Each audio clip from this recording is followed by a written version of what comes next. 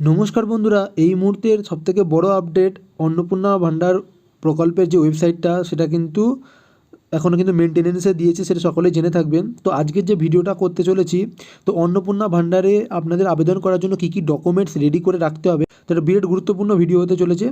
তো ভিডিওটা প্রথম থেকে শেষ পর্যন্ত দেখবেন, ভিডিওটা ভালো অবশ্যই উপকারে আসবে আপনাদের, কারণ সমস্ত কিছু জেনে যাবেন। তো ডকুমেন্টসগুলো আপনারা যদি সাইবার ক্যাফেতে আবেদন করতে চান সেখানে কিন্তু নিয়ে যেতে পারবেন, নাহলে এটা নেই ওটা নেই এরকম হবে।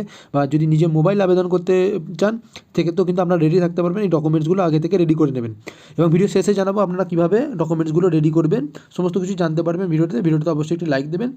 ফেসবুক থেকে দেখলে ফলো করে নেবেন, ইউটিউব থেকে দেখলে সাবস্ক্রাইব করে নেবেন।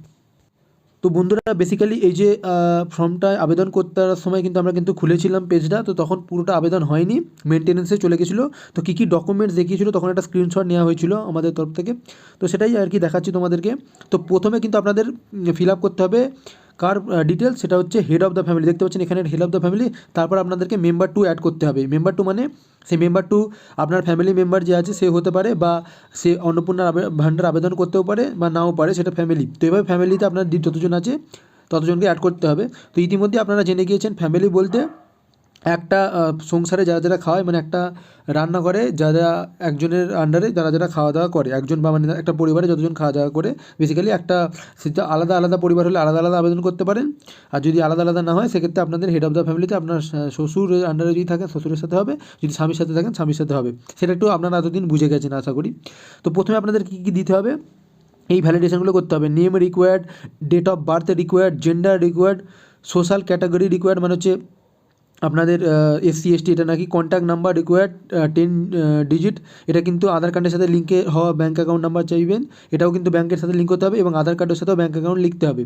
আইএফএসসি কোড লাগবে, ব্যাঙ্কের নাম required, please search the valid IFSC কোডটি, মানে হচ্ছে আইএফএসসি কোড যেটা আছে সেটাকে সার্চ করে নিতে হবে এবং ভ্যালিড করে নিতে হবে।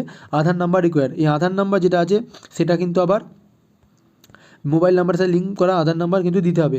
এর পাশাপাশি আপনাদের দুটো ডকুমেন্টস আপডেট করতে হবে, সেটা হচ্ছে এপিক নাম্বার, এপিক নাম্বারও আপনাদের লাগবে। এখানে এপিক নাম্বার এটার কথাটা বলেনি, এপিক নাম্বারও লাগবে এবং এর পাশাপাশি এপিক নাম্বারটা আপডেট করতে হবে।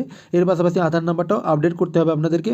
তো এপিক কার্ডের ফ্রন্ট এবং ব্যাকের জেরক্স আপনারা করে 200 কেবির মধ্যে কিন্তু করে নিতে পারেন, সেটা জেপিইজি বা পিএনজি বা এই ফরম্যাটে আপনারা করে নিতে পারেন, এগুলো কিন্তু আপডেট হয়ে যাবে। বা পিডিএফ ফরম্যাটে কিন্তু আপনারা করে রাখতে পারেন, এই ফরম্যাটগুলোতে আপনাদের কিন্তু এখানে আপডেট হয়ে যাবে 200 কেবির মধ্যে, আন্ডার 200 কেবি। তো 200 কেবির কমে কীভাবে করবেন সেটা কিন্তু কোন ওয়েবসাইটে হবে ইজিলি, সেটাও কিন্তু আমরা দেখিয়ে দেবো। 200 কেবির আন্ডারে করতে হবে। তো এগুলো করে নিলেন। সেম এরপর কিছু কিছু ডিটেলস আপনাদেরকে অ্যাড করতে হবে, রেশন কার্ডের ডিটেলস সেগুলো আপনাদেরকে অ্যাড করতে হবে, একের পর একগুলো কিন্তু সিলেক্ট করে নিতে হবে। বেসিক ইনফোতে এগুলো দেওয়া হলো, এরপর রেশন কার্ডের দিতে হবে আপনাদের অ্যাসেট কত কী আছে, যেগুলো ফর্মে বলেছিলেন সেগুলো দিতে হবে, ইনকাম কত, যে ডকুমেন্টেশন আপনার যে আইডেন্টিফাই ডকুমেন্টেশন সেখানে কিন্তু ডকুমেন্টসগুলো আপডেট করতে হবে। কোনো গভর্নমেন্ট স্কিমে সুবিধা পাচ্ছেন কিনা সেই গভর্নমেন্ট স্কিমের লিস্ট কিন্তু দেওয়া থাকবে। ফ্যামিলি আইডেন্টিটি, এর মধ্যে কিছু কিছু আইডেন্টিটি যেগুলো স্টার মার্ক দেওয়া থাকবে সেগুলো কিন্তু আপনাদেরকে ভরতে হবে, যেগুলো স্টার মার্ক দেওয়া থাকবে না আপনাদেরকে ভরার দরকার নেই, দিয়ে ফাইনাল সাবমিট করতে পারবেন।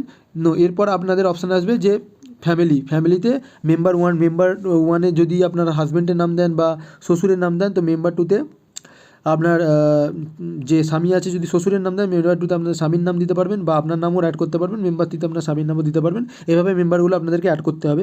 এর পাশাপাশি মেম্বার 2-তে যদি আপনার ডিটেলস অ্যাড করেন সেখানে কী কী ডকুমেন্ট লাগবে সেটাও কিন্তু আমি বলে দিচ্ছি মেম্বারের জন্য। তো মেম্বারের ক্ষেত্রে কী কী ডকুমেন্টস লাগবে, এই যে দেখুন এখানে লেখা আছে মেম্বার 2-তেও নেম রিকোয়ার্ড, টাইপ রিকোয়ার্ড, টাইপের মধ্যে আপনাদের অন্নপূর্ণা ভান্ডারে আবেদন করছেন কিনা সেগুলো কিন্তু সিলেক্ট করতে হবে এখানে। সেম ডিটেলস আপনাদের লাগবে, relation with head of the family, এটা কিন্তু চলে আসছে। যদি এখানে স্বামীর নামে আবেদন করেন সেখানে কিন্তু স্বামী ওয়াইফ হয়ে যাবে, সেই রিলেশনগুলো আপনারা দিয়ে দেবেন। Date of birth, gender, social category required, Aadhaar number required.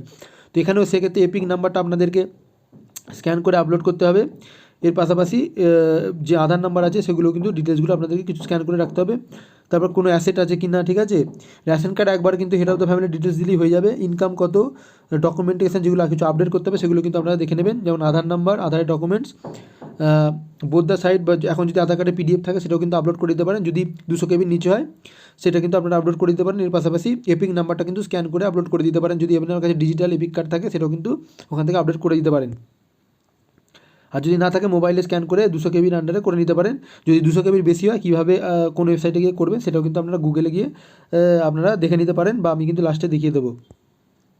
তো এই সমস্ত আর কোনো গভর্নমেন্ট স্কিমে আবেদন করছে কিনা এগুলোও কিন্তু এখানে দেখাতে হবে।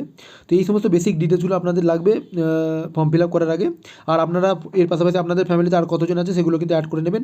এখানে ক্লিক করলে অ্যাড হয়ে যাবে, মেম্বার 3 মেম্বার 4 এভাবে অ্যাড হয়ে যাবে, খালি ক্লিক করতে হবে, সেখানে ডিটেলসগুলো আপনাদেরকে ফিল করে দিতে হবে।